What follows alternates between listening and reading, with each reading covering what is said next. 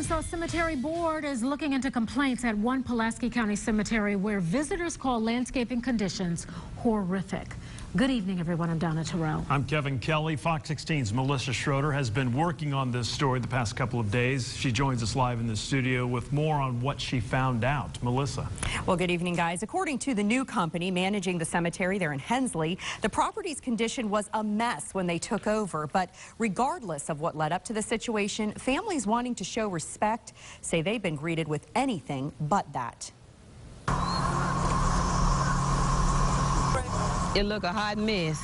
The grass hadn't been mowed in a long time. They should take care of a place like this. Naya Allen visited the gravesite of her baby brother. Instead of flowers, she said a weed whacker would have been more suitable. Today we had to pull grass and everything, so it was just really kind of crazy. Visitors say Rest in Peace Cemetery in Hensley is covered in weeds and high grass. There's also large mud puddles around, making it difficult to walk through. If it was older people out here, how they going to come and see their loved ones? They can't jump there. But they're going to jump?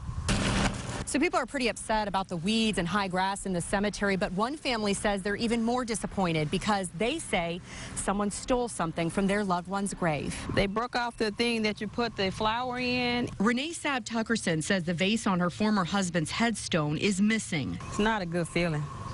It's not a good feeling at all to see this like this. Oh, it's going to be taken care of. Percy Webb's company, Finality LLC, manages Rest in Peace Cemetery. He says recent rain saturated the grounds, making it difficult to use heavy equipment. We feel the people's pain because we have family members out there, too. Another issue, according to Webb, the 30 acres were already a mess when his company took over late last year.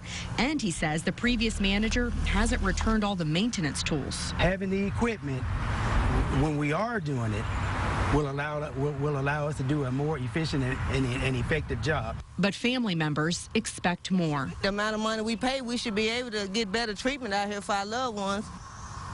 And Mr. Webb says he's hoping the grounds will dry up in the next week and his staff can start mowing. We also received this official statement from the Arkansas Cemetery Board. It states that investigators are looking into complaints and performing on-site inspections at the Rest in Peace Cemetery. You know, and very tough for Memorial Day because, like you and I were saying, a lot of people out there. A lot of people go to the cemetery to honor their loved ones on Memorial Day.